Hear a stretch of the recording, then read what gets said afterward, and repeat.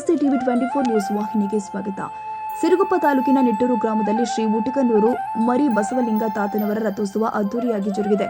32 ವರ್ಷಗಳ ಹಿಂದೆ ಗ್ರಾಮದಲ್ಲಿ ಬೂದಿ ಹಾಗೂ ಹಸಿರು ಮಿಶ್ರಿತ ಚಿಕ್ಕ ಚಿಕ್ಕ ಹಾವುಗಳು ಯಥೇಚ್ಛವಾಗಿ ಕಂಡು ಬಂದಿದ್ದರಿಂದ ಗಾಬರಿಗೊಂಡ ಗ್ರಾಮಸ್ಥರು ಪರಿಹಾರಕ್ಕಾಗಿ ಹಲವು ಮಠಗಳ ಸ್ವಾಮೀಜಿಗಳ ಮೊರೆ ಹೋಗಿದ್ದಾರೆ.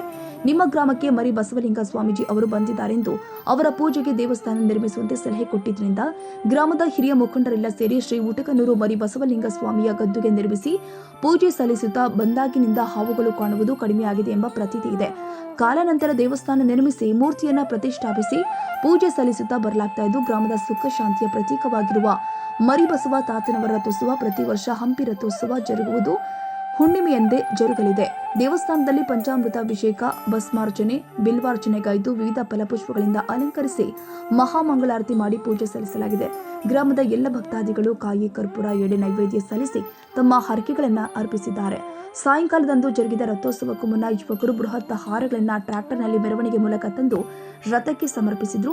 ಸಾಯಂಕಾಲ ಎಲ್ಲ ಭಕ್ತಾದಿಗಳ ಸಮ್ಮುಖದಲ್ಲಿ ಅದ್ದೂರಿಯಾಗಿ ಜರುಗಿದ ರಥೋತ್ಸವದಲ್ಲಿ ಸುತ್ತಮುತ್ತಲಿನ ಗ್ರಾಮಗಳು ಆದ ಸಿಂಗಾಪುರ, ಹಿರೇಕಲ್ಲು, ಉಡೇಗೋಳ, ನಡುವಿ, ತೆಕ್ಕಲಕೋಟೆ, ಹಳೆಕೋಟೆ, ಯರ್ಕಲ್, ಕೆಂಚನಗುಡ್ಡದಿಂದಲೂ ಭಕ್ತರು ಭಾಗವಹಿಸಿ ಹೂವನ್ನು ಎಸೆದು ಭಕ್ತಿಯಿಂದ ನಮಿಸಿದ್ರು. Honnurappa, Siruguppa, TV 24 news.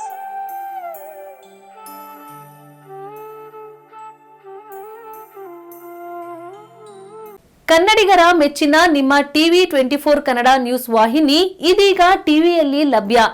ಕರ್ನಾಟಕ ಮತ್ತು ದೇಶ ವಿದೇಶದ 360 ಡಿಗ್ರಿ ಸುದ್ದಿ ಹಾಗೂ ಉತ್ತರ ಕರ್ನಾಟಕ, ಬೆಳಗಾವಿ, ಬಾಗಲಕೋಟೆ, ಧಾರವಾಡ, ಹಾವೇರಿ, ಗದಗ, ಬಿಜಾಪುರ ಜಿಲ್ಲೆಯ ಕ್ಷಣ ಕ್ಷಣದ ವಿವರವನ್ನ ಪಡೆಯುವುದಕ್ಕೆ ಟಿವಿ 24 ಕನ್ನಡ ನ್ಯೂಸ್ ವಾಹಿನಿಯನ್ನ ಲೈಕ್ ಮಾಡಿ, ವಿಡಿಯೋಗಳನ್ನ ಶೇರ್ ಮಾಡಿ, ಕಮೆಂಟ್ ಮಾಡುವ ಮೂಲಕ ನಮ್ಮ ವಾಹಿನಿಗೆ ಸಹಕಾರ ನೀಡಿ ಮತ್ತು ಚಾನೆಲ್ ಅನ್ನ ಸಬ್ಸ್ಕ್ರೈಬ್ ಮಾಡಿ. Thank you.